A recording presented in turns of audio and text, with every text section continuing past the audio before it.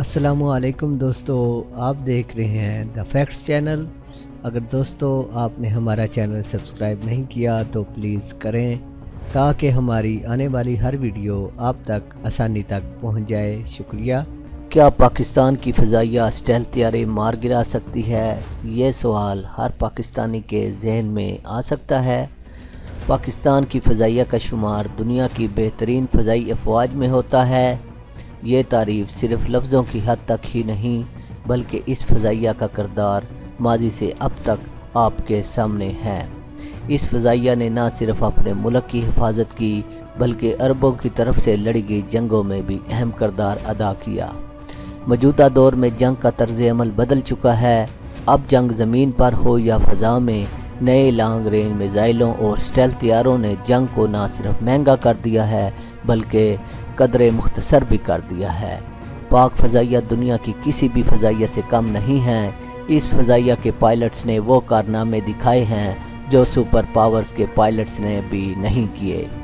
पाकिस्तान की अफवाज भारत और इसराइल को अपना दुश्मन समझते रहे और इन्हीं के दिफा को देखते हुए अपना दिफा मजबूत किया। एटम बम हो या कोई और जदीद हथियार, इसे हासिल करने में पहल भारत ने की, जिसके बाद पाकिस्तान के लिए इसका हसूल लाजम हो गया।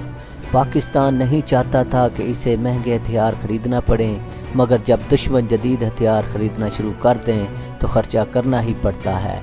इस वक्त पाक फ़ज़ाइया के तैयारे और ज़मीन पर मौजूद एयर डिफेंस सिस्टम 4+ जनरेशन के तैयारों को मार गिराने की सलाहियत रखते हैं, मगर 5वीं नस्ल के तैयारों को मार गिराने के लिए एक अलग तरह का और इंतहाई जदीद और महंगे तैयारों और एयर डिफेंस मिसाइल सिस्टम की ज़रूरत होती है, जो कि फ़िलहाल पाकिस्तान के पास नहीं और ना ही भारत के पास है।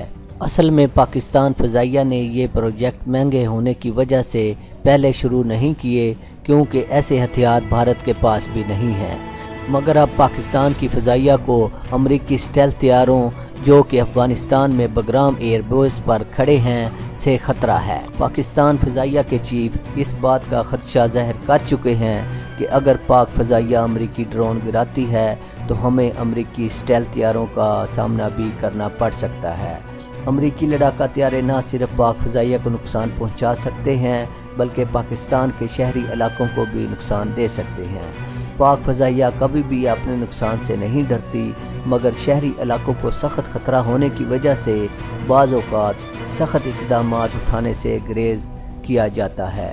पाकिस्तान फ़ज़ाइया की तरफ से कई बार अमेरिका को बराबर कराया गया कि हम अमेरिकी ड्रोन मार गिरा सकते हैं, लेकिन मौजूदा हालात को अगर देखा जाए तो इस वक्त अमेरिका जानबूझकर ऐसी हरकतें कर रहा है ताकि पाकिस्तान की तरफ से कोई सख्त कदम उठाया जाए और अमेरिका को अपने लड़ाके तैयारे पाकिस्तान के हदूद में दाखिल करने का जवाब मिल सके। ये बात याद रहे कि इस वक्त भारत, इसराइल और अमेरिका का गठजोड़ पाकिस्तान की हसास तनसीबात को टारगेट करने के लिए पूरी तरह से तैयार है।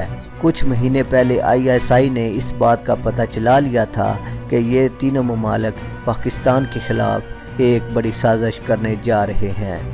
इन हालात को देखते हुए अब पाकिस्तान फिलफौर नए हथियारों के हसूल की कोशिश कर रहा है, जैसे कि 5वीं नस्ल के लड़ाका तैयारे जो कि पाकिस्तान खुद बनाएगा, और दूसरा long range air defence missile system जो कि रूस से हासिल किया जा सकता है। इतलात के मुताबिक पाकिस्तान रूस से S-400 air defence missile system खरीद सकता है और मुमकिन है कि इसका मुआहदा रवां साल ही कर दिया जाए। याद रहे, रूस का ये दावा है कि इसका ये जदीद एयर डिफेंस मिसाइल सिस्टम अमरीकी 5वीं नस्ल के लड़ाका तैयारों को भी मार गिरा सकता है, और यही वजह है कि चीन जैसा मुल्क भी अपना बेहतरीन एयर डिफेंस मिसाइल सिस्टम होने के बावजूद रूस से S-400 air defence missile system खरीद रहा है। अगर पाकिस्तान रूस से ये जदीद एयर डिफेंस मिसाइल सिस्टम खरीद ले तो अमेरिका कभी ख्वाब में भी पाकिस्तान में अपने लड़ाका तैयारे दाखिल नहीं करेगा, क्योंकि सुपर पावर होते हुए वो इतनी ज़िल्लत बर्दाश्त नहीं कर पाएगा। पाकिस्तान 5वीं नस्ल के लड़ाका तैयारे अगले 7 से 8 सालों में बनाने में कामयाब होगा। لیکن اس سے پہلے پاکستان کو جدید ترین ایئر ڈیفنس میزائل سسٹم کی اشد ضرورت ہے۔ ایسا نظام ہوتے ہوئے پاکستان کی فضائیہ بغیر کسی نقصان کے امریکی طیارے مار گرا سکتی ہے۔ یاد رہے، ہماری افواج جو بھی فیصلہ کرتی ہیں وہ پاکستان اور اس کی عوام کے حق میں ہوتا ہے۔ وہ فیصلہ کسی ایک فرد کا فیصلہ نہیں ہوتا۔ بعض اوقات ایسے فیصلے بھی کر دیے جاتے ہیں جو بظاہر عوام کو اچھے نہیں لگتے، مگر وقت آنے پر سمجھا جا سکتا ہے کہ اس فوج نے کوئی غلط فیصلہ نہیں کیا تھا۔ فوج ہوتی ہیں لڑنے اور مر مٹنے کے لیے، اور اس کے لیے ہماری افواج پوری طرح سے تیار ہیں۔ اگر آج بھارت کی طرف سے حملہ ہو تو یقین کیجئے یہ فوج 1 منٹ سے پہلے جواب دے گی، مگر امریکہ کا ماضی آپ کے سامنے ہے۔ امریکہ کے ہاتھوں کئی مسلمان ممالک تباہ ہو چکے ہیں۔ امریکہ کا طریقہ واردات یہی رہا ہے کہ جس ملک پر حملہ کرنا ہو، اس ملک کے خلاف پہلے جواز بنایا جائے۔ عراق پر ایٹمی ہتھیار بنانے کے الزام لگا کر پورے ملک کو تباہ کر دیا گیا۔ اب ٹوین ٹاورز کو تباہ کر کے الزام اسامہ بن لادن پر لگا دیا گیا، اور اسی الزام کی آڑ میں امریکہ کو افغانستان میں آنے کا جواز مل گیا۔ پاکستان کی فوجی قیادت انتہائی ذہین لوگوں کے ہاتھ میں ہے۔ وہ لوگ جانتے ہیں کہ ہمیں کس دشمن کے ساتھ کب لڑنا ہے۔